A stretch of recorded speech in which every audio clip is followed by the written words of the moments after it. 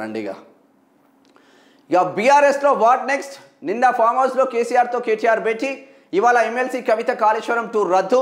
Social మీడియాలో team KTR versus team కవితక్క. మహిళా నేతలను కట్టడి చేస్తున్న కేటీఆర్ వచ్చి కేటీఆర్తో ఫోటోలు దిగుతూ వీఆర్ విత్ కేసీఆర్ అని పోస్టింగ్స్. ఏకంగా కవితపై విమర్శలు చేస్తున్న మరికొందరు మహిళా నేతలు. బీఆర్ఎస్ అధినేత కేసీఆర్ నిర్ణయం ఎలా ఉండబోతుందనే ఉత్కంఠ సర్వత్రా వ్యక్తమవుతుంది.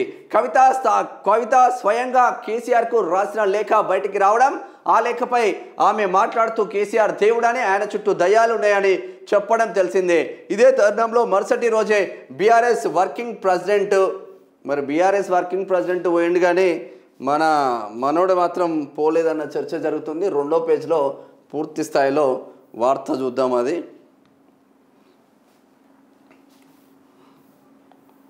రెండో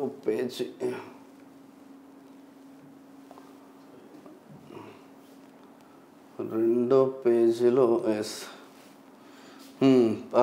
బీఆర్ఎస్ వర్కింగ్ ప్రెసిడెంట్ కేటీఆర్ ఎర్రవెల్లిలోని కేసీఆర్ ఫామ్ హౌస్కు వెళ్లారు. ఆయనతో 2 గంటల పాటు చర్చించారు. కాళేశ్వరం కమిషన్ విచారణకు హాజరు కావాల్సిన అంశాలపై చర్చించినట్టు బయటికి సమాచారం వచ్చింది. అయితే ఈ సందర్భంగా కుటుంబ పరిస్థితులపైన చర్చ జరిగినట్టు ప్రచారం జరుగుతుంది. కవిత కామెంట్స్ పైన ఏమీ మాట్లాడవద్దని కేటీఆర్కు గులాబీ బాస్ సూచించారని ప్రచారం జరుగుతుంది. అయితే కేసీఆర్ మీటింగ్ తర్వాత కవిత ఆఫీస్ నుంచి ఓ సమాచారం వచ్చింది. అదేమిటంటే ఆమె తన కాళేశ్వరం టూర్ రద్దు చేసుకున్నారు. కవిత కేసీఆర్ సూచన మేరకే కాళేశ్వరం టూర్ రద్దు చేసుకున్నారా అనే చర్చ మొదలైంది.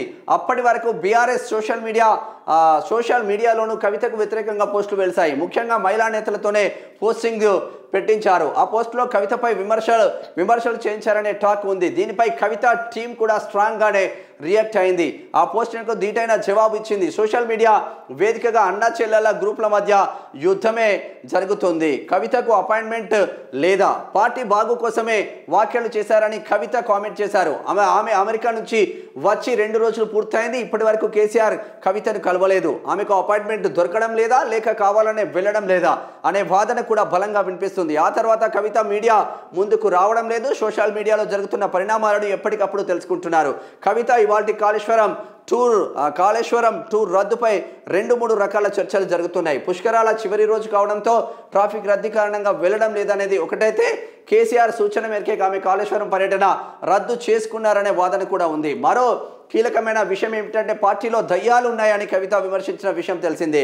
దీనికి కౌంటర్గా కేటీఆర్ తమ పార్టీలో రేవంత్ రెడ్డి కోవట్లు ఉన్నారని బదిలిచ్చారు. దీనిపై కవిత మీడియాతో మాట్లాడాల్సి ఉంటుంది. బయటికి వస్తే వాటికి సమాధానం చెప్పాల్సి ఉంటుంది. అందుకే మీడియాకు దూరంగా ఉంటున్నారనే మరో ప్రచారం జరుగుతుంది. ఏది ఏమైనా బీఆర్ఎస్లో ఏం జరగబోతుందో అర్థం కాని పరిస్థితిలో మాత్రం ఉంది అని చెప్పుకోవచ్చు. ఏకంగా కేసీఆర్తో కేటీఆర్ కలిసింది కానీ కవిత కలవలేకపోతా ఉంది. కవితకు నిజంగానే అపాయింట్మెంట్ దొరకడం లేదా అన్న చర్చ మాత్రం జరుగుతూ ఉంది.